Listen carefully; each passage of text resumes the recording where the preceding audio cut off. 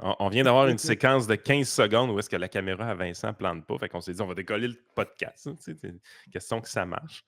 Vous voyez qu'il est dans son bureau. Hey, je me rappelle quand tu es rentré dans ce bureau-là la première fois, c'était le bordel, mais la pile de livres était petite. En Là, fait, c'est de haut en bas jusqu'au bout. Là. C'est ben, bien en fait, rempli. Là. avant, c'est parce que ce que tu voyais pas, c'est qu'il y avait 3 coups, il y avait 3 niveaux. Fait qu'à cause de la caméra, tu peux voir la profondeur, mais il y avait la même quantité de livres, peut-être 200, 300 de moins, là. Ouais, mais il y en avait de pilés à terre aussi, on le voyait. Oh ouais, mais il y en a Ouais. encore de pilés à terre, ça n'a pas changé. Mais ce bureau-là, moi, toutes les fois que je le vois, je ne peux m'empêcher de penser à quand il y a un journal allemand Il y qui a a fait un article sur toi et quand on zoome, on voit très bien la tasse quelle tasse! Make the PLQ Liberal Again, qui est, je pense que les gens peuvent se commander quand même encore sur la boutique. Mais là, j'ai une tasse à l'effigie de la politique américaine.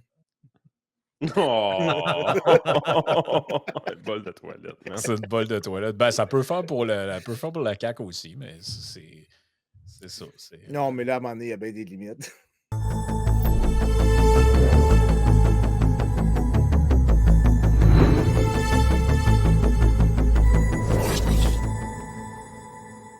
Rendu. Aujourd'hui, on parle de l'Empire romain, finalement, mais Vincent a répondu à mes doléances. Il disait, je veux qu'on parle de l'Empire romain. Puis là, il a dit, on va faire des recherches. Il y a une pile de livres d'à peu près 15 livres dans le podcast d'aujourd'hui. Ouais. Quand même Mais la assez. genèse de cette demande-là commence assurément à 11h45 un soir de semaine Après qu'il y avec Yann dans son lit qui regarde une vidéo d'une chaîne qu'on connaît pas. Ouais. Je pense pas trop me tromper, là. Peut-être pas 11h45, mettons peut-être à 11h15. OK, c'est bon. c'est peut-être pas le lit, c'est peut-être aussi la bolle de toilette, là. C'est ça. Non, c'est le divan. Yann, quand il y a quelque chose qui lui passe dans la tête, hein. C'est ça. Ça part pas. Non, Tant que j'ai non. pas vidé mon sac, ça part pas. Écoute. Non. Et là, donc, c'est ça. Pour mettre la table, c'était l'enjeu que tu voulais spécifiquement qu'il soit traité aujourd'hui, Yann, c'était par rapport, dans le fond, aux conditions de ma croissance économique, conditions de vie à l'époque de l'Empire romain, si j'ai C'est si j'ai bien que compris. on parlait du degré de pauvreté puis le niveau de vie à l'intérieur du podcast que j'avais écouté, qui était plus une vidéo, en fait. Puis ce qui m'avait frappé, c'est qu'il disait que le niveau de vie était équivalent, sinon supérieur au niveau de vie de bien des pays européens au 17e siècle dans l'Empire romain. Puis c'est assez frappant quand tu y penses. Tu te dis, les Romains ont-tu échappé la chance de faire la révolution industrielle 500 ou 700 ans auparavant? Est-ce qu'on serait déjà des sociétés sacrément plus avancées aujourd'hui s'ils l'avaient fait? Parce qu'on a toujours Ouais. l'impression qu'il y a une méga Laisse-moi stagnation. Hein. Laisse-moi réarranger l'ordre de la pile. Ouais, c'est ça. Ben, c'est une pile de références auxquelles on viendra. Mais quand tu dis Empire romain, parce que juste pour qu'on se comprenne, là, parce que les gens souvent utilisent l'expression Empire romain pour parler de la période romaine, mais il y a une période de monarchie, une période de république, puis une période d'empire aussi. Là. Donc, Ouais, je pense pas que ça faisait vraiment référence à ça. En fait, on parlait des Romains jusqu'à Marc Aurèle, parce qu'après ça, c'est le début du déclin, tranquillement, pas vite. Mais apparemment que... En fait, je ferais une petite nuance. Le déclin, c'est vraiment. Marc Aurèle, le déclin commence à cause de plusieurs pandémies vraiment problématiques.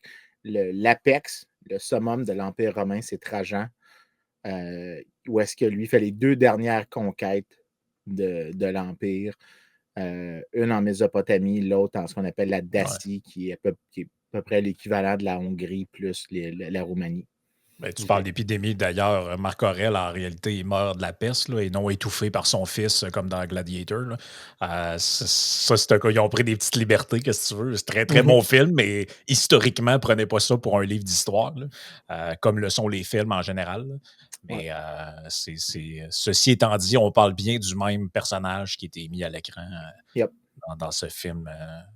Dans ce film d'époque, mais c'est ça. Donc, toi, tu mettrais le début Ouais, parce que tu sais, ça perdure quand même longtemps après, là, jusqu'à Constantin, la scission de l'Empire. Puis bon. tout ça, mais avant ça, dans le fond, il y a une période de prospérité qui commence quand, mettons? Ben, tu vois, c'est là que ça devient très difficile de le mesurer. Fait que là, je vais prendre la phrase que Yann a dit que l'Empire romain était probablement plus riche que plusieurs régions de l'Europe au 17e siècle. Ça, c'est souvent la comparaison où est-ce qu'ils vont regarder l'Italie. Ils vont penser à la partie italienne de l'Empire et vont la comparer, disons, avec la France ou des portions de l'Allemagne ou les Pays-Bas. On va essayer de faire des comparaisons-là. Mais la réalité, c'est que quand on essaye de faire des comparaisons des différentes régions, on utilise souvent l'urbanisation comme un indicateur du développement économique.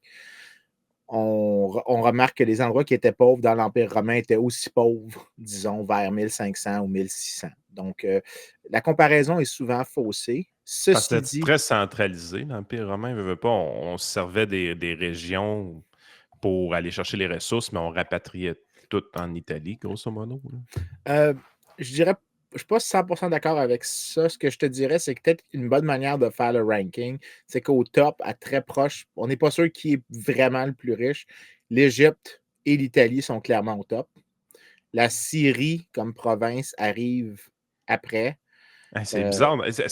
As-tu pensé comment que dans notre monde contemporain, c'est spécial de penser que la Syrie était un pays très riche? Ben écoute, très riche. C'était pas, je veux dire, Relativement aux autres, là? relativement aux autres, oui, mais pas par beaucoup. Hein. Puis au bas de l'échelle, tu as la Bretagne, donc la Grande-Bretagne à l'époque, mais ce qui est en réalité l'Angleterre.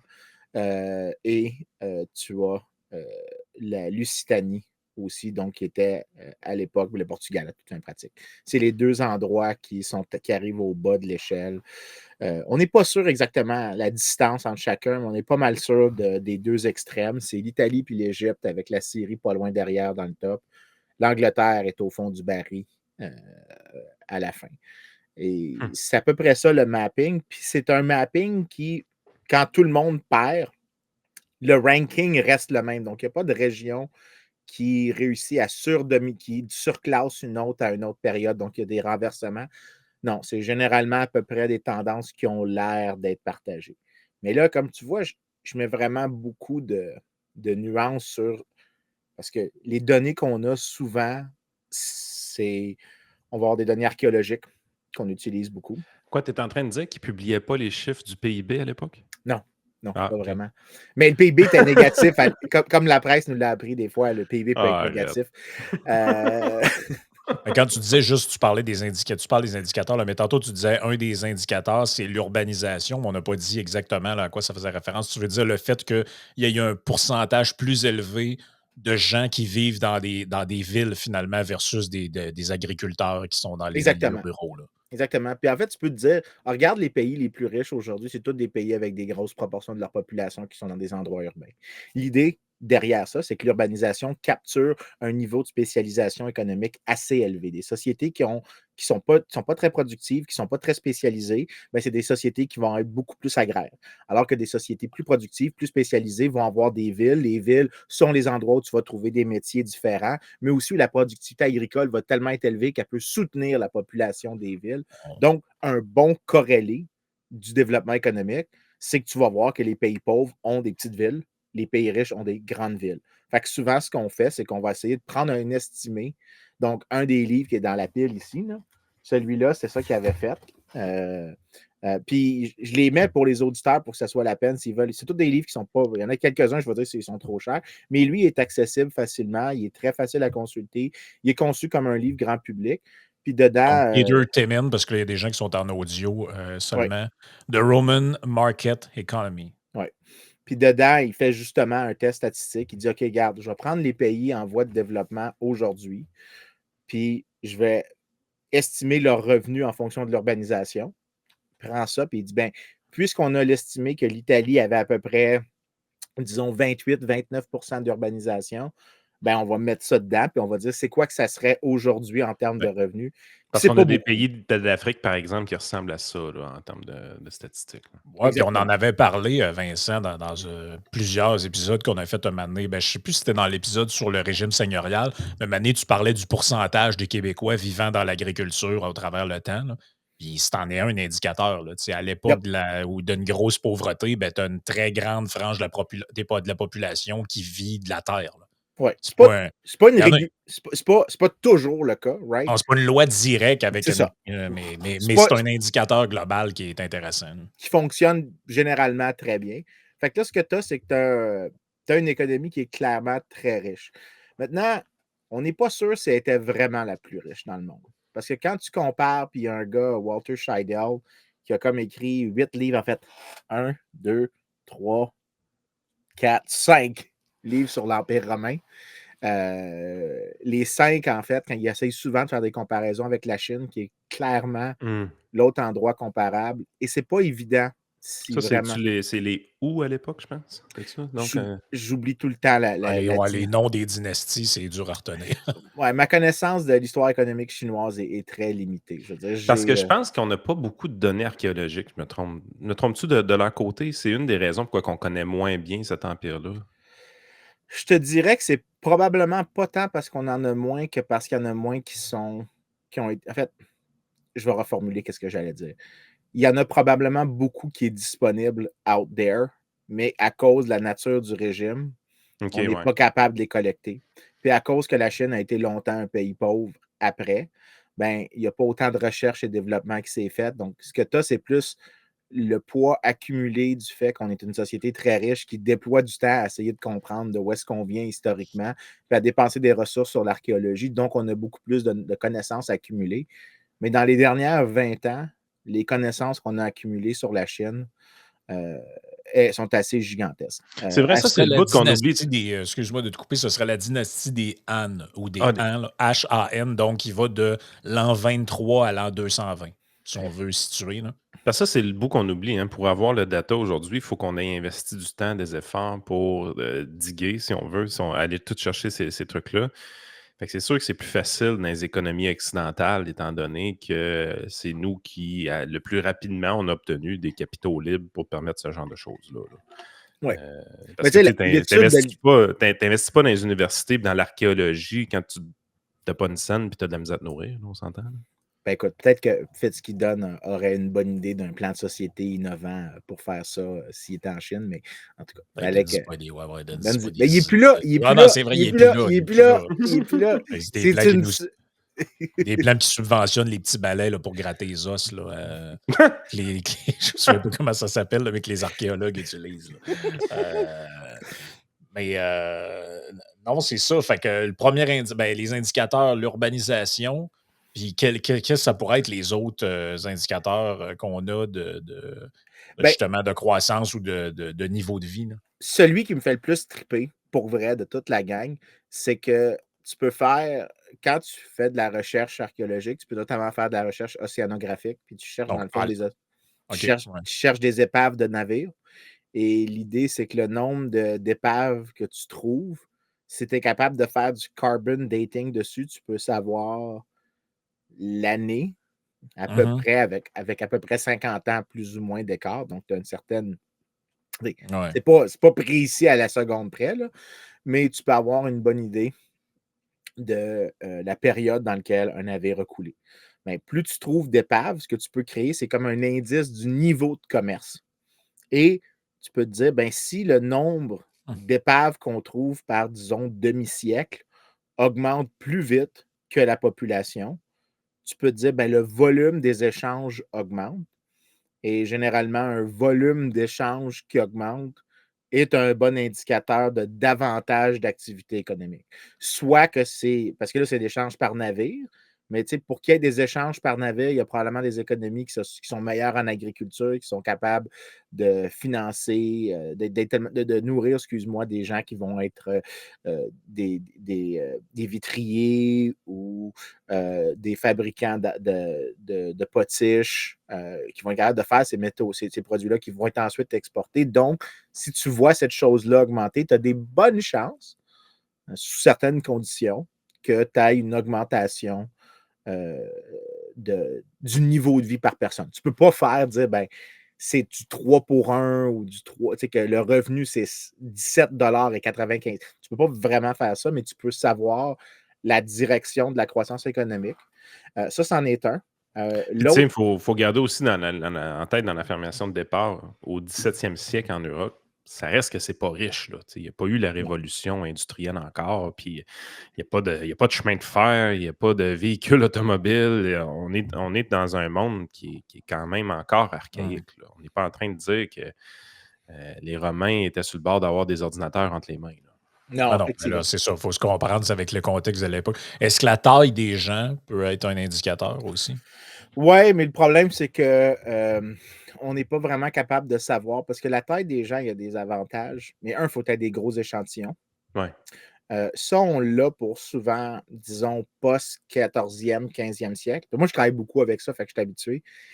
Plus tu remontes dans le passé, plus tu pars des échantillons. Comme par exemple, il y en a un qui était souvent cité pour les pays scandinaves, qui avait 31 personnes dedans. Tu sais, 31 personnes, là, je veux dire, Ouais, tu c'est peux pas ça. faire grand-chose avec ça. Puis c'est des échantillons. En fait, il faut que tu penses qu'un échantillon, c'est comme un site de gens qu'on a trouvé. Tu sais pas qu'est-ce qui est unique à propos de ce site-là, s'il y a quelque chose Tu sais, si c'est la d'étrange. royauté, c'est pas les paysans. Là. Ben, Parce que pour vrai, là, c'est une métrique qui est fascinante quand tu peux la visualiser. Là. ouais. Parce que quand je suis allé au musée militaire en France dans mes vacances, à un moment donné, tu vois des vêtements militaires qui remontent à l'époque de Louis XIV. Là, et tu les regardes, tu te dis, mais non, c'est du linge pour enfants. Là. Non, C'est c'est du ça. linge pour jeunes adolescents. Là.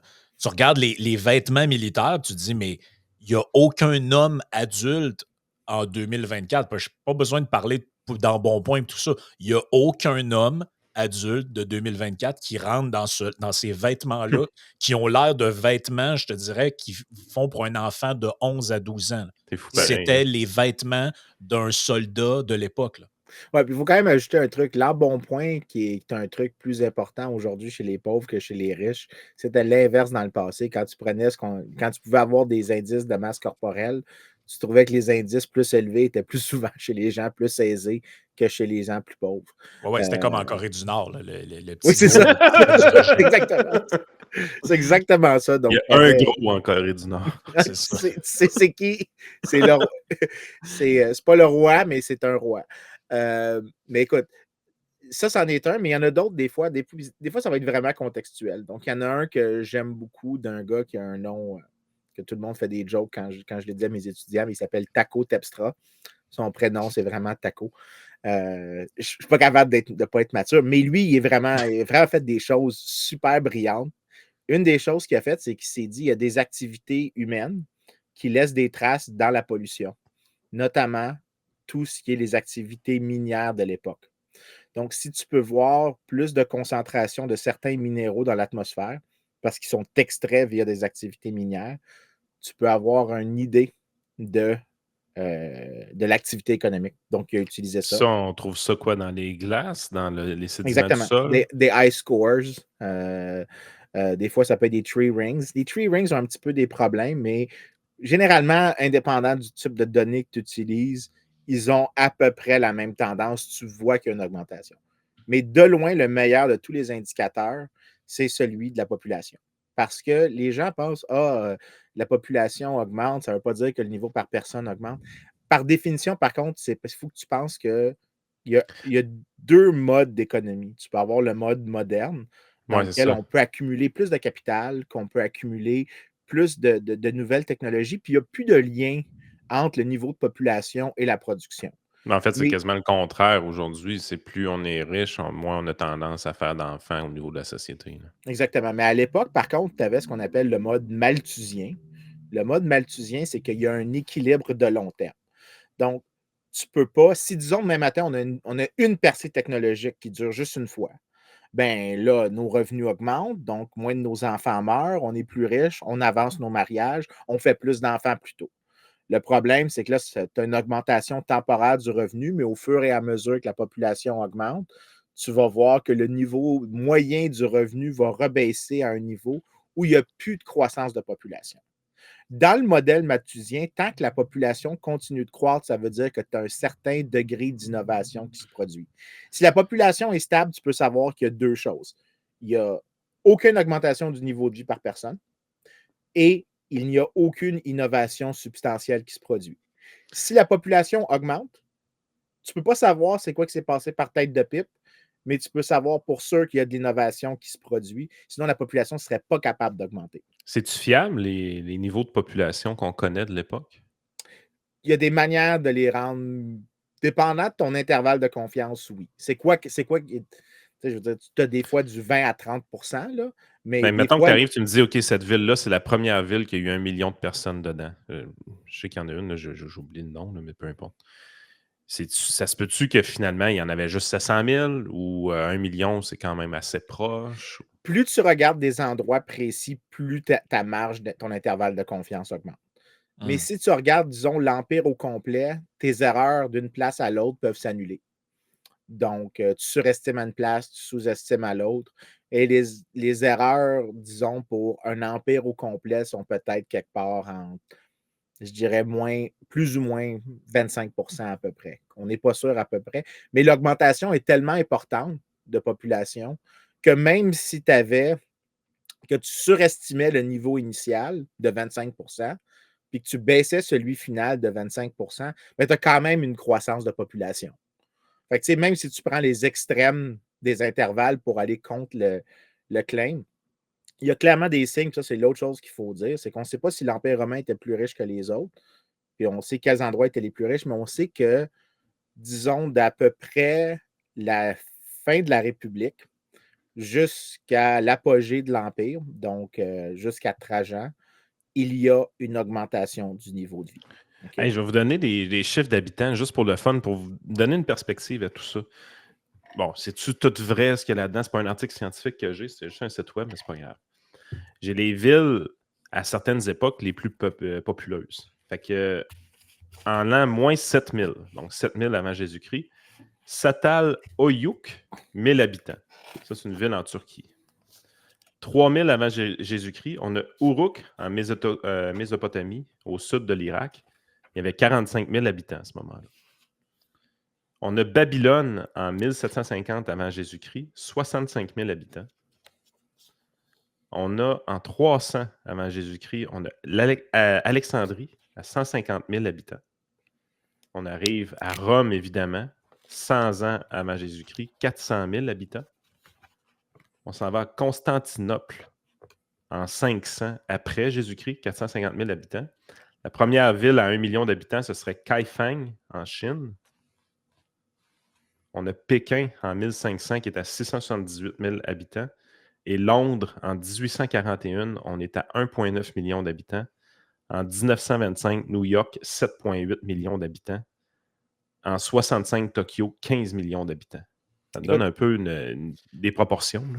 Écoute, juste pour te dire, là, je suis dans un autre des livres dans la pile. Une des régions les plus prospères, là, j'avais dit que c'était l'Égypte. L'Égypte, si tu regardes vers moins 1000 avant Jésus-Christ, il y a à peu près 2 millions de personnes qui vivent en Égypte. Tu arrives à la naissance du bon Dieu, tu es à 3,5 millions. OK, il y a de la croissance en Égypte à cette époque-là. Et c'est un endroit qui, clairement, est très, très, très, très, très riche relativement aux autres endroits d'Europe. Maintenant, là. Moi, je trouve des chiffres qui ont été donnés, moi, parce que j'en ai d'autres, puis ça dit que Rome a atteint le million d'habitants, la ville, pas Rome, l'Empire, là, a atteint le million d'habitants sous l'empereur Auguste. Ouais, c'est ça. Je disais, les chiffres que j'avais, c'était peut-être pas si bon que ça. C'était pas une recherche scientifique. Hey, c'est du monde, là, 1 million d'habitants, genre en l'an 27. Là. Oui, c'est à cette époque-là. Euh...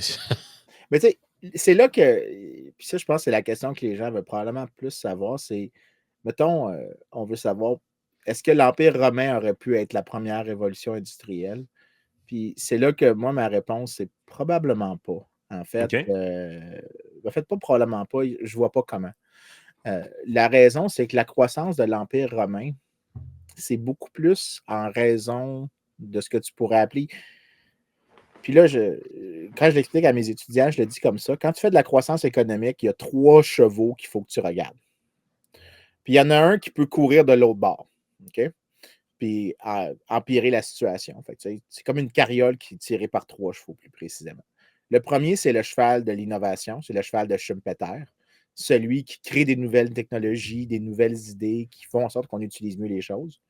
Le deuxième, c'est le cheval smithien, celui d'Adam Smith, que la taille des marchés augmente, donc on peut mieux se spécialiser. C'est pas qu'on a des nouvelles technologies, c'est juste que maintenant, ben, on est tellement nombreux que quelqu'un peut se spécialiser dans un truc puis faire uniquement ce truc-là. Donc, il y a des gains de productivité de ça. Puis le troisième, ben, c'est le cheval de l'État. Puis lui, il peut aller dans la bonne direction. Il peut faire des choses utiles, comme gérer des biens publics ou des externalités. Ou bien, il peut décider d'essayer de ralentir toute la carriole puis de foutre la merde. C'est pas tout le temps un cheval, lui, c'est parfois une mule. Ouais, c'est un bon exemple. Mais des fois, il peut aller dans la bonne direction. Le point, c'est que lui, c'est celui qui est probablement le plus problématique de la gang. Puis tu veux juste que les deux autres courent plus vite en général.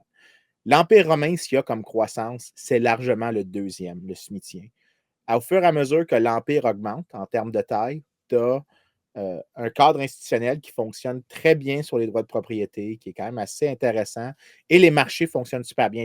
Les prix s'ajustent rapidement. On a des données de prix qui nous permettent de faire ça entre l'Égypte et Rome. Donc, tu vois que si, mettons, il y a une carence de blé à Rome, ben, les marchés égyptiens répondent rapidement à ça. Donc, tu vois que les marchés sont très efficaces, qu'il y a énormément de commerce et de spécialisation régionale. Et l'Empire, en augmentant, fait justement ça. Il crée un cadre unifié pour l'échange. Et ça, c'est le gros bénéfice de l'Empire. Oui, je comprends où est-ce que tu t'en vas avec ça parce que tu regardes vraiment c'est quoi qui a permis la révolution industrielle, c'est la liberté économique, c'est la liberté individuelle qui est venue après des années et des années d'essais-erreurs en Angleterre de ce côté-là, puis ce qui a amené les constitutions, puis Magna Carta, puis tous ces trucs-là. On ne peut pas penser nécessairement que l'Empire romain prenait cette direction-là tant que ça. Là. Il y avait, ça n'a rien à voir en réalité avec ce qui s'est passé en Angleterre, qui l'Angleterre était, comme tu venais de dire, quand même très pauvre dans ces années-là. Là. Oui. Mais tu vois, c'est là que j'ai aussi évité de mentionner un autre place, c'est la Grèce. La Grèce, quand tu la regardes à l'époque, elle n'est pas unifiée. Okay? Donc, tu la regardes même avant l'Empire romain. La Grèce n'est pas un endroit qui est politiquement unifié. Mais non, c'est l'époque des cités-États. Exactement. Et pourtant, quand tu essaies de la comparer avec Rome à son apogée, tout indique que la Grèce, la Grèce pré-époque romaine, donc avant que les Romains la conquièrent, elle était plus riche que les endroits, que l'Empire romain. Puis il y en avait de l'innovation en Grèce à ce moment-là. Exactement. Là, tu peux voir des innovations. Tu peux voir des innovations commerciales assez importantes. Tu peux voir des innovations en mathématiques. Tu peux voir. Il y a quand même des signes incroyables de croissance économique et même probablement plus rapide. Pour donner une idée, quand on essaye d'estimer pour Rome, ce qu'on a, c'est peut-être quelque part entre 0,05 et 0,1 de plus par année de croissance. Pour la Grèce, c'était quelque part entre 0,15 et 0,30. C'est-à-dire, c'est lent. Là. Ton revenu va doubler. Pas des chiffres comme on a aujourd'hui. Non, c'est ça. Mais la différence, c'est quand même du simple au double. Et la Grèce, qui était assez intéressant, c'est qu'elle était politiquement fragmentée, puis c'est là c'est là l'origine de pourquoi Rome n'aurait jamais pu. Parce que les Grecs, avec la concurrence que tu avais entre les villes, tu avais un fractionnement du pouvoir politique et les villes se gardaient en check l'un et l'autre. Et en fait, tu les vois dans la littérature, des choses qui est mentionnées, c'est qu'elles se font compétition pour offrir des droits aux gens. Donc, par exemple, Athènes souvent se targue de protéger les marchands étrangers et leurs droits de propriété. Pourquoi? Parce que tu attires des capitaux vers chez toi, tu attires du commerce vers chez toi et plus de commerce te permet de résister contre Sparte, contre Corinthe, contre d'autres villes qui peuvent t'attaquer. Et les Grecs se faisaient compétition justement dans l'amélioration institutionnelle. Quand l'Empire romain conquiert la Grèce, il unifie des régions sous un même cadre et il tue la chose qui avait créé la prospérité initiale qui venait du fractionnement. Le cheval smithien a gardé les choses un petit peu pour 1 ou 2 siècles de plus, mais à cause de la centralisation du pouvoir politique, tu n'avais plus les garde-fous qui tenaient en contrainte les dirigeants des États. En fait, tu te retrouvais avec un dirigeant à toute fin pratique et sa cabale administrative qui était l'empereur. Et là, c'était presque inévitable que l'Empire allait décliner qui allait arrêter au minimum la croissance qui était observée avant. Ben, les empires, ont un peu comment je pourrais dire ça? Quand tu regardes un peu l'Empire romain, comment ça fonctionnait à cette époque-là, ça fait un peu penser à. C'est peut-être un peu hérétique ce que je vais dire, mais ça fait un peu penser à l'Union soviétique, là. C'est des territoires qui sont conquis et la maison mère fonctionne ou essaie de fonctionner en se servant des conquis comme les soccer, là, finalement, là. Ouais. Et les provinces qui sont ponctionnées, c'est un peu ce que, dans le fond, les provinces romaines ressemblent un peu à ce que l'Ukraine, dans le temps de l'Union soviétique, et les pays limitrophes ressemblaient, là. Des endroits qui étaient qu'on pompait jusqu'à la dernière ressource, quitte à ce que les gens crèvent. Puis, ça donne un peu une fausse impression de richesse à l'endroit où les. Ben, c'est pas une fausse impression, mais vous comprenez ce que je veux dire. C'est une richesse qui n'existerait pas. Ça donne une impression de dynamisme, en fait, qui est largement surfait par le fait que tu pompes les autres, là. Ouais, mais je te dirais que je vais utiliser une autre analogie. Un empire, c'est comme un trip de drogue en termes de croissance économique. Tu as bien du fun pendant que tu es high. Puis ça dure une couple de temps. Mais quand tu retombes plus vite. La réalité, c'est que ce qui est généralement le fractionnement du pouvoir politique, ce qu'un empire n'est pas, c'est le moteur du développement économique. C'est le moteur parce que tu gardes des institutions qui protègent les droits de propriété, qui protègent les libertés individuelles, mais qui aussi permettent des fois lorsque l'État doit intervenir, d'intervenir de la bonne manière, parce que s'il intervient trop, là, les gens peuvent quitter vers ailleurs. Donc, l'État se concentre à faire les choses que l'État devrait faire en fonction du contexte dans lequel il est. Si tu unifies la région sous un seul empire, ben, tu perds ce bénéfice-là. Tu vas avoir un bénéfice qui est celui d'avoir un marché plus uni et ça va compter beaucoup dans l'initial.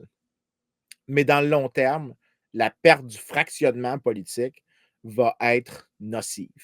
Donc, tous les empires, quand tu les regardes après leur unification, après l'Empire des Mongols, après l'Empire britannique, après L'Empire ottoman, après peu importe. l'Empire. Chaque fois, il y a des expansions de commerce qui se produisent, mais éventuellement, la sclérose institutionnelle s'installe et le déclin commence et ça entraîne d'autres personnes avec eux. Donc, l'Empire romain, à cause qu'il avait détruit ce qui avait permis à des régions comme la Grèce de devenir riche, mais aussi lui-même, parce que lui, il était toujours en conflit lorsqu'il était la République, pas lorsqu'il était l'Empire, mais il était toujours en conflit avec d'autres régions. Ben, il y avait toujours une sorte de garde-fou qui restait en fonctionnement pour justement éviter d'abuser de certaines situations. Et ben, quand tu as unifié l'Empire, tu as tué, you killed the golden goose.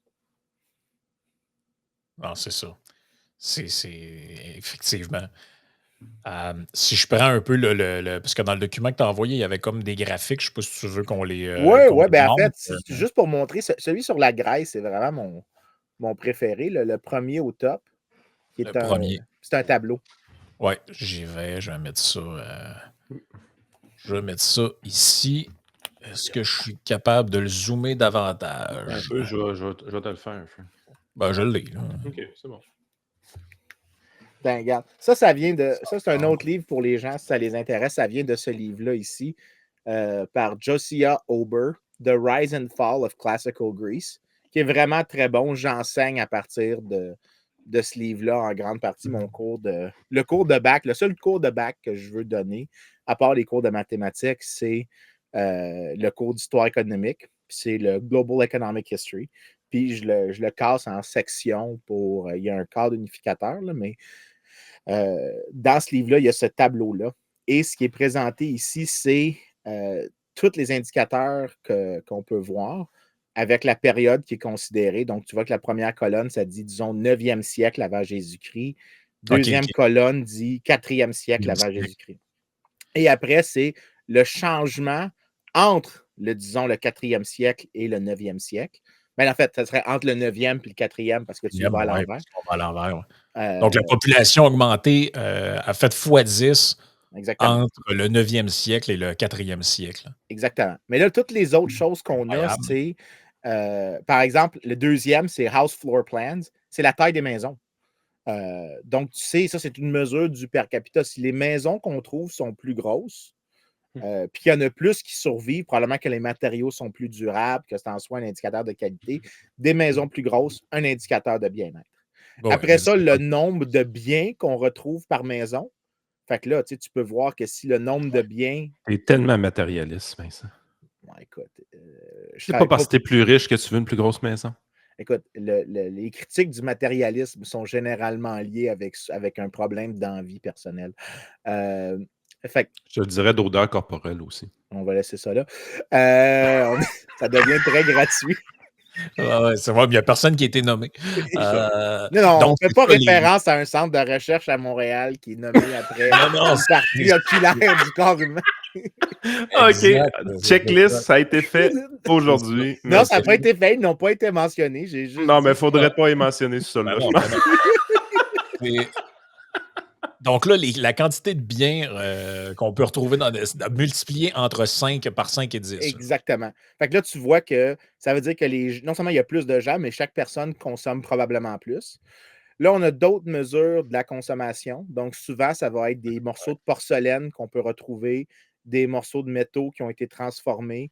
Ils appellent ça glass shards, amphoras, des choses comme ça. Donc, n'importe quoi que tu vois qu'il y a des efforts manufacturiers, tu vois que ça a augmenté de 1,5 à 2.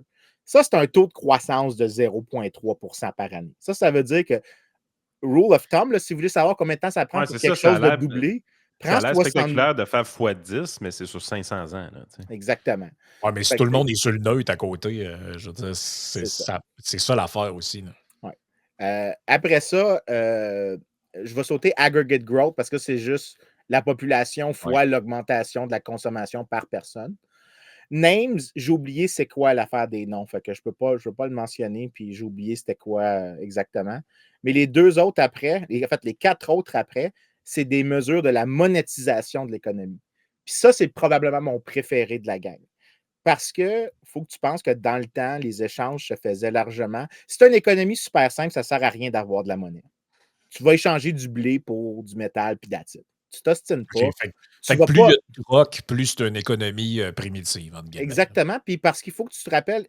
Ça, il y a plein Ça fait de la d'économistes qui peine à quelqu'un comprennent. en disant ça. Là, mais Il y a c'est pas grave. plein d'économistes qui sont trop caves pour comprendre. Sérieusement, la quantité d'économistes qui ne comprennent pas l'histoire de la monnaie, ils pensent que la monnaie, c'est comme un truc qui est facile à produire. Non, non, non. Il y a des efforts et de l'énergie dans la production d'un modium Ben monétaire. oui. Si tu as une économie trop simple, déployer des ressources pour produire un médium, ça ne vaut pas la peine. Si par contre, à un moment donné, tu peux faire quelque chose qui simplifie les échanges, bien, dans ce cas-là, il y a un profit à faire d'être un entrepreneur monétaire. Un entrepreneur monétaire. Bitcoin fait ça. Bitcoin Ouais, fait ça. La Banque de Montréal a fait ça pendant Ouais. longtemps. Tu inventes des véhicules pour faire en sorte que les gens peuvent faire des échanges pour moins cher. Ça leur Mais c'est dépense. sûr que si tu échanges des biens entre voisins puis que tout le monde est à distance de marche, tout ça, tu n'as pas besoin de monnaie. Mais Ouais. la journée qu'il y a des marchands qui traversent des longues distances pour aller vendre leur soie ou aller vendre des Exactement. épices ou des Ouais. trucs comme ça, ben là, à un moment donné, là, ça va être correct, les casseaux de fraises. Là. Ouais. Ben, en fait, Oui. historiquement, C'est ce que les fascinant, gens hein. utilisaient, tu appelles ça du book credit. C'est-à-dire que les gens échangeaient quelque chose, puis on avait une unité. Fait que tu vas prendre des vieux livres de compte, même pour le Québec au 17e siècle, mettons, ils vont dire Yann a vendu à Vincent 3 meules de whatever. Vincent, et là, c'était vraiment intéressant, disons 3 livres, et là, il dirait juste compte. Ça voulait dire que je t'avais donné la valeur de quelque chose qui était 3 livres. Donc, il y avait une unité monétaire de 3 livres. Mais en réalité, je ne te l'ai pas payé en argent, je te l'ai payé en quelque chose d'autre ou que je te promets de te repayer dans l'avenir quelque chose qui a une valeur égale à ça. Puis quand les gens utilisaient argent, quand ils utilisaient du cash en soi, ils mettaient argent à côté dans les livres de compte. Fait que, historiquement, ce que les gens faisaient souvent quand les échanges étaient simples, puis que tu connaissais l'autre personne, c'est que tu lui disais, regarde, ça, on est d'accord que ça vaut à peu près X de ce truc de référence-là, disons que du blé. Fait que ça va être 3 pots de castor, Calice, pour le Québec. Alors, avec 3 pots de castor, je te dois l'équivalent de 3 pots de castor, puis dans un an, je te le rembourse avec un autre bien que toi, tu vas être d'accord qui vaut 3 pots de castor. Ben ça se fait dans une économie vraiment simple où tu as des castors puis du blé ou du blé puis, disons, des épées. Mais Ouais. là, si tu es dans un monde où est-ce qu'il y a plus de gens, plus de biens, ben il faut que tu inventes, il faut que tu trouves une manière de simplifier les échanges, sinon c'est juste pas Ouais. gérable. Tu vas Puis passer toute ta journée à gérer ça. puis on se l'imagine pas vraiment, là, mais j'avais vu aussi dans un musée une espèce de parce qu'il y a toutes sortes de métiers qui se sont développés avec l'apparition des différentes monnaies, parce que oui, c'était des différentes monnaies. Dans plusieurs territoires, il n'y avait pas une monnaie unique, il y avait souvent plusieurs types de pièces qui là, ils en définissaient la valeur avec le poids. Et j'ai vu dans un musée, c'est comme une espèce de petite boîte, là, et il y avait quelqu'un qui c'était. Comment je dirais ça? C'était comme son métier, là, et lui, t'arrivais, puis là, il mettait 2 monnaies dans cette petite boîte-là. Puis là, c'est comme une balance dans le fond, puis tu savais la valeur des différents types de monnaies. Puis là, tu voyais dans la petite boîte tu sais, dans le fond, les codes de référence. Là, tu sais, ce truc-là, ça pèse tant. Puis là, il les pesait pour voir qu'il n'y avait pas de la contrefaçon. Tu sais, aujourd'hui, on ne pense plus à ça, là, parce que c'est comme tu fais des virements Interac où tu payes par PayPal, tout ça, mais dans le temps, il pesait les monnaies, puis il s'assurait que la personne n'a Tu pas te fasses pas fraudé. fourrer. Parce qu'il y a des gens qui faisaient fondre la monnaie, ils essayaient de la retaper en la diluant, ce genre de truc-là, de la Ouais. refondre Ou finalement. même de faire des tokens, là, parce que dans le temps, tu avais des monnaies qui étaient genre en cuivre, qui ne valaient pas le prix qui était écrit dessus. Mhm. Fait que tu avais quelqu'un qui disait: je vais émettre cette affaire-là qui est plus cheap, puis je vais garder. C'est une dette que je te dois si tu arrives avec ça pour demander la valeur qui est écrite dessus. Toutes ces innovations-là, c'est un bon signe. Si tu en vois plus de ces innovations-là, donc tu vois plus de monnaies qui circulent, plus de tokens, puis que tu vois que les gens en détiennent plus, bien, ça veut dire que l'économie, elle s'est monétisée. Et pour se monétiser, elle doit être plus complexe. Et une économie plus complexe, c'est aussi des économies plus prospères. Et ça, de loin, c'est mon. Je te dirais, j'aimais bien les bateaux, le nombre de bateaux coulés, mais celui-là, c'est celui qui a la plus grande élégance théorique. Parce que les bateaux, il y a la possibilité que ben, les plus vieilles épaves survivent moins bien, donc tu n'es pas capable d'en trouver autant. Puis là, il faut que tu fasses certaines structures sur la survie des possibles bateaux. Puis là, tu dois gosser 50 000 affaires, puis il y a une grosse intervalle de confiance. Des pièces d'argent, de l'or, ça survit très, très, très, très, très, très, très bien. Fait que tu n'as pas autant de problèmes Fait que là, avec. si on donne les chiffres de ce qui est écrit là-dedans, juste les expliquer, là, Ouais. c'est entre le 6e et le 4e siècle, c'est passé quoi avec la monnaie, là? Ben, quand tu regardais genre dans une maison, parce que hoard size, ça veut dire dans une maison, mettons. Fait que on trouve une fouille archéologique, puis il y a un site qui est un carré dans lequel tu sais que c'est une personne qui vivait là. Mhm. Puis dans celui-là, il y a des pièces en or dedans. Ben, on a le nombre de pièces qu'il y a dans le hoard, donc dans la petite pochette du monsieur.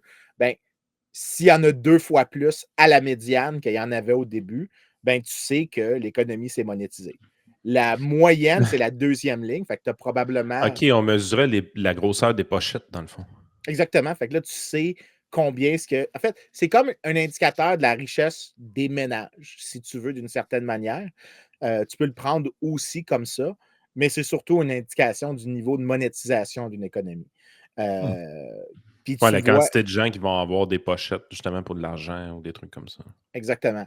Là, tu as le nombre de coins. Fait que là, il y en a qui, au lieu d'essayer de dire ben, c'est quoi la valeur des métaux, étant donné ce qu'on sait Et à lui, il s'est cette époque-là. multiplié par 3 et par 4 en un siècle, là. C'est ça que je Exactement. comprends, là. Un Exactement. à 2 siècles, là. Ben, tu sais, c'est quand même beaucoup, là, pareil. C'est très gros. C'est de la croissance.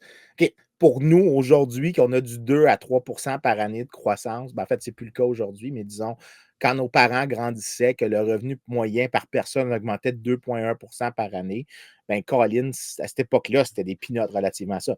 Mais dans l'histoire de l'humanité, c'est le premier épisode Mhm. de croissance économique soutenue sur des longues périodes, là. On parle si tu regardes, par exemple, les premières rangées du On tableau. prend ça tellement pour acquis de la croissance économique de 2 annuel. Oh oui, oui, oui, oui. C'est ça la chose que je dis tout le temps. Vous ne savez pas à quel point c'est dangereux les niaiseries que les politiciens peuvent faire, puis à quel point la prospérité qu'on a, c'est pas un truc mécanique, c'est pas un truc déterminé. Ben, C'est on le la voit situation historique, en fait, la ben, croissance économique qu'on a connue. Là. on le voit au Canada C'est en ce moment-là avec la c'est- croissance par habitant qui est stallée ben raide depuis 2015. ouais. Ben, ce qu'on a, c'est ce qu'on a réussi à faire dans l'histoire de l'humanité. Il faut que tu te rappelles que l'être humain commence à organiser des. J'ai ça, l'idée de l'être humain sédentaire, là, qu'on a arrêté de se promener nomade parce qu'on n'a jamais vraiment arrêté du jour au lendemain. On a eu une longue transition où on faisait un Ouais, mix c'est des juste deux. parce que Mais maintenant, il mettons faut qu'on mettre prend, une date, là, mais on ouais, met une date, ah ouais. là, Ben, Kevin de Parent te dirait que lui était encore un nomade sédentaire. Ah, lisse, man. whatever. Parce que je pensais jamais qu'il allait avoir une référence à Kevin Parent dans ce podcast-là. Hey, t'es le premier à faire des imitations de Kevin Parent dans nos podcasts, man. Écoute, Ben non, moi, je j'ai pas maintiens fait que la ça dans meilleure ce imitation, podcast. de Frank Demel sur Joe Dassin, si tu ne me subventionnais pas, je maintiens que cette imitation-là demeure, sera toujours à presque quasi-égalité avec le monologue sur le petit carnet vert de José Legault. Dans les deux meilleures choses qui ont jamais été produites sur la chaîne de Yann et Frank. Fait que, ceci étant dit, Ceci étant dit. l'augmentation que tu observes du bien-être humain. Donc là, tu regardes là, sur l'histoire de l'humanité, ce que tu as eu probablement un niveau de vie stable avec beaucoup de fluctuations, là, et jusqu'à peu près 1800. Puis chaque fois que tu avais une augmentation, c'était généralement la population qui augmentait. Tu avais juste plus de gens, mais les gens n'étaient pas vraiment mieux. L'idée maintenant qu'on a plus de gens qui vivent vraiment bien, c'est un truc qui a commencé, mettons, en 1700. Réalises-tu qu'on parle de 300 ans sur 12 000? C'est Fais la capoté, man. proportion là, de l'histoire de la croissance. Puis, même là, je suis super sceptique parce que dans le premier siècle, les gens disent hey, la révolution industrielle britannique. La révolution industrielle britannique, c'est 0,7 % de croissance par année. Pas 2, 0,7. OK? À chaque fois qu'on arrive avec des Pas affaires de même, exceptionnel que ça, là, relativement à ce qu'on a aujourd'hui. j'essaie de penser que pour moi, là, qui est au courant de ces affaires-là depuis longtemps, que c'est de l'acquis dans mon cerveau, puis je suis obligé de te dire que ça ne l'est pas. À toutes les fois qu'on parle ou que je lis ou que j'écoute de quoi sur ces sujets-là, ça me fascine à quel point tout s'est accéléré à partir de ce 17-18e siècle-là. C'est hallucinant. Là. C'est Oh. hallucinant comment que tout s'est accéléré. Là. On ne peut pas croire à ça jusqu'à quel point l'humain est performant, oui, mais il est performant sur une courte période de temps dans l'histoire. Là. Puis c'est Ouais, insignifiant dans l'histoire ce qui s'est passé là. puis Ouais. chaque fois qu'on parle d'histoire, on réalise à quel point les acquis qu'on a, puis tu sais, dans 6 jours, je vais l'avoir oublié, là, mais fait que je m'inclus là-dedans. Là. Mais chaque fois que tu te plonges dans l'histoire, tu réalises à quel point des choses qu'on a acquises, ben, qu'on prend pour acquis, tu sais, c'était exclu de la réalité des humains il n'y a pas si longtemps que ça, là, mais totalement. Là. Tu sais, quand on a eu Patrice Dutil là, qui nous parlait de McDonald's qui avait perdu un enfant avec, tu sais, en très jeune âge. Tu sais, aujourd'hui, on dirait qu'on n'est même pas capable de s'imaginer que les gens qui sont entre guillemets, au haut de la société vivent tu sais, de manière que c'était très fréquent de vivre pour ces gens-là, même des pertes d'enfants qui meurent à 6 mois, 1 an de maladie infantile, parce qu'on ne vit plus dans ce contexte-là. C'est quelque chose qu'on a quasiment éradiqué, là, cette misère-là que les gens vivaient avant, de perdre des nourrissons pour toutes sortes de raisons. Tu sais, c'était très élevé. Là. Ça existe encore dans certains pays défavorisés, mais tu sais, on oublie qu'il n'y a pas si longtemps que ça, c'était chez nous. Là. Oh, Nos ancêtres ont connu ça. Là, je veux dire, nos ancêtres relativement proches ont connu ça, de vivre, puis tu fais, je sais pas, 7, 8 enfants, puis il y en a peut-être 2 qui meurent en très bas âge. Là. ouais. Ben, écoute, c'est pour revenir à la Grèce, là, puis l'Empire romain, c'était la manière dont moi je le présente quand je fais mon cours avec mes étudiants, c'est que la tendance de long terme avant 1700 dans l'histoire de l'humanité, c'est 0. OK? La seule chose qui a un peu de tendance, puis c'est par épisode, c'est la population. Mais le niveau de vie par personne, c'est pas mal stable.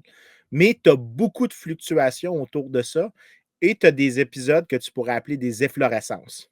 Puis c'est avec les étudiants, ce que je fais, c'est que je dis on va prendre toutes ces efflorescences et on va utiliser ça pour comprendre le rôle des institutions, le rôle, toute la théorie économique dans pourquoi ça a commencé, qu'est-ce qui faisait que ça a fonctionné au début et pourquoi ça a arrêté. Ben, la Grèce, ce qu'on voyait, c'était que tu avais une efflorescence qui aurait pu être une lancée éventuellement. Et ce qui l'a causé, c'était si tu veux y aller en termes de juste pure théorie, c'était plus d'accumulation de capital et plus d'idées économiques et plus de spécialisation. Mais ce qui a permis ces trois choses-là, c'était des institutions qui faisaient du check and balance sur le pouvoir des dirigeants, qui étaient incroyablement efficaces pour les standards de ce qu'on connaissait à l'époque. Parce que, dans le fond, ce que tu dis, c'est que parce qu'à l'époque, il n'y avait pas d'innovation technologique comme on l'entend aujourd'hui. Il n'y a pas quelqu'un qui arrive, ah, by the way, j'ai inventé Internet. Là. Ouais. Ou j'ai inventé le moteur à vapeur, ou j'ai inventé. Donc, les facteurs de croissance, c'est qu'est-ce qui explique, mettons, tu regardes la Grèce, là, les niveaux de vie augmentent de manière ciblée pendant une période de temps. C'était plus relié à la qualité des institutions et au droit, dans le fond, Yep. qui permettait ça qu'à des facteurs techniques, mettons, là, qui expliqueraient des révolutions technologiques et autres. C'est pas des trucs de géographie, c'est pas des trucs de. Lui, il a été chanceux parce qu'il était à la bonne place, bullshit. En fait, généralement, les endroits, je ne veux pas être plate, mais si tu as déjà été en Grèce, c'est pas une place où tu veux faire quoi que ce soit en termes de géographie. Le terrain est absolument rugged, comme on dit en anglais. C'est beaucoup d'îles aussi. C'est Là, beaucoup dans beaucoup, d'îles, ouais. c'est difficile à contrôler parce que tu dois avoir plusieurs types de technologies différentes que tu utilises. C'est comme la dernière place sur Terre que tu devrais t'attendre à avoir de la prospérité à cette époque-là, et c'est à cette place-là que ça s'est passé. Puis un des arguments, en fait, c'est peut-être que là, une mauvaise géographie servait, en fait, un peu. euh, Autrement dit, l'avoir tough un peu, c'est peut-être une bonne affaire. Ben, c'est plus que ça empêchait les dirigeants de faire quoi que ce soit, de s'unifier. Parce que tu devais faire beaucoup plus d'efforts pour faire des conquêtes, mais tu avais aussi plein d'autres affaires. Puis je pourrais passer comme 3 heures pour en parler parce que je suis beaucoup plus fasciné par la Grèce antique que je suis fasciné par l'Empire romain. Mais l'efflorescence de la Grèce, qui dure quand même 5 fucking siècles, OK, elle se termine quand les Romains conquièrent la Grèce. C'est la fin.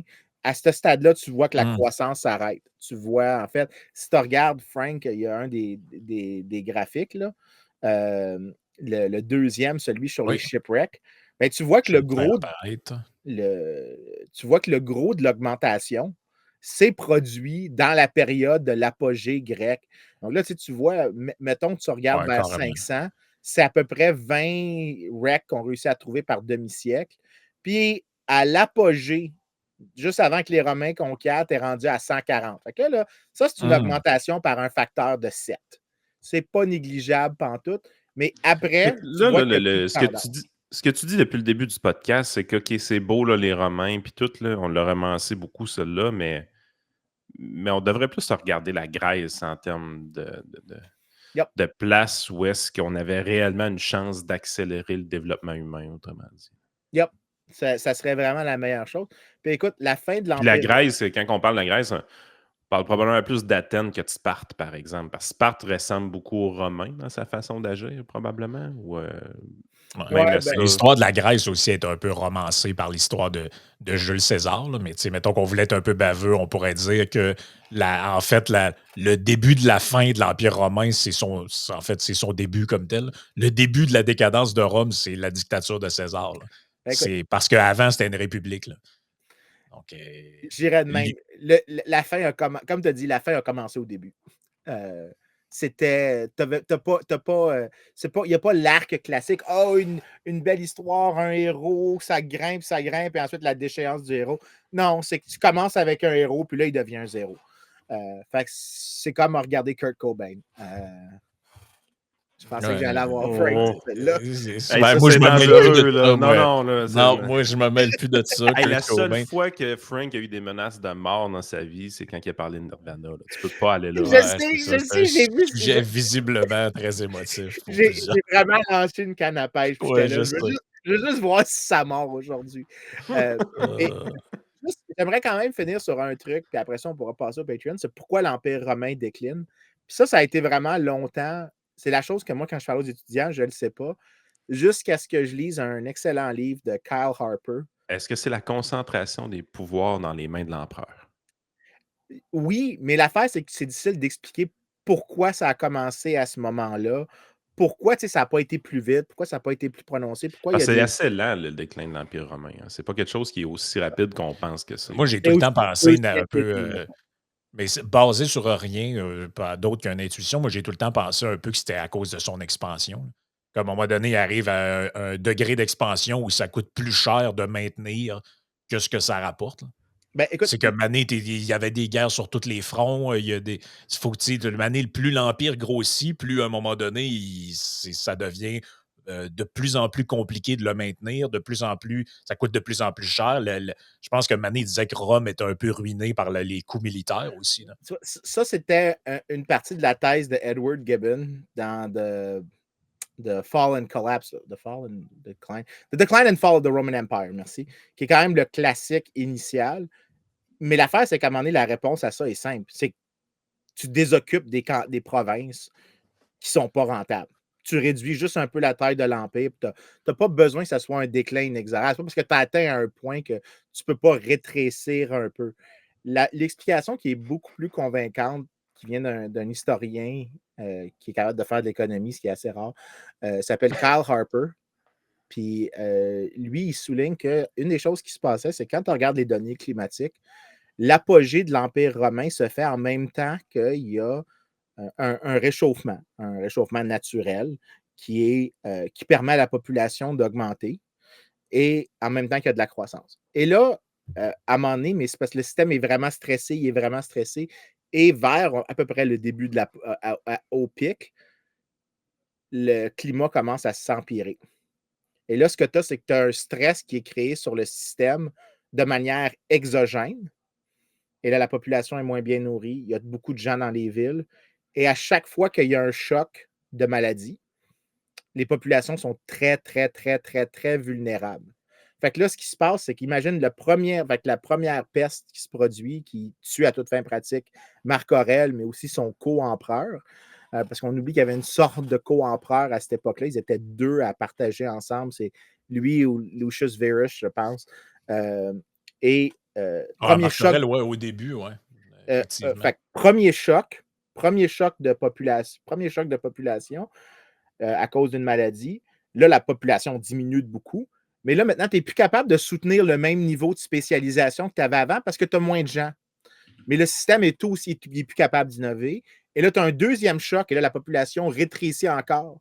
Et tu ne peux pas récupérer à chaque fois. En fait, ce qui se passe, c'est que tu as comme une sorte de cliquet parce que tu as un système qui est institutionnellement rigide et qu'il y a une pression externe, exogène au système, qui fait en sorte que tu n'es pas capable de récupérer à chaque fois. C'est pour ça que c'est un long déclin, parce que chaque fois, c'est comme tu descends, tu atteins un palier, puis tu dis OK, c'est stable, la marde a arrêté de pogner, un autre choc qui arrive juste après, puis là, tu redescends d'un autre palier, puis à chaque fois, tu redescends jusqu'à ce que ça soit juste plus soutenable.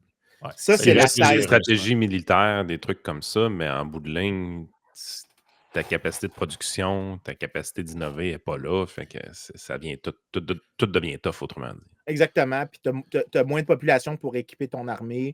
Tu as une population qui est moins riche, donc moins productive.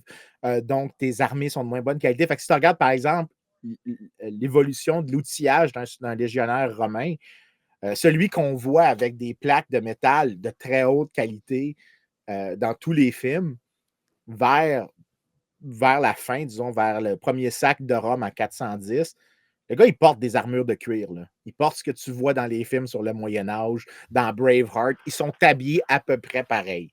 C'est pas des soldats avec le même équipement. Puis tu le vois, c'est parce que l'Empire est crissement plus pauvre. Puis une des premières personnes qui m'avait fait souligner ça, c'était Thomas Sowell. Thomas Sowell, il dit, si tu regardes les tombes, parce que des tombes des gens plus aisés, c'est des gens qui vont embaucher des marbiers.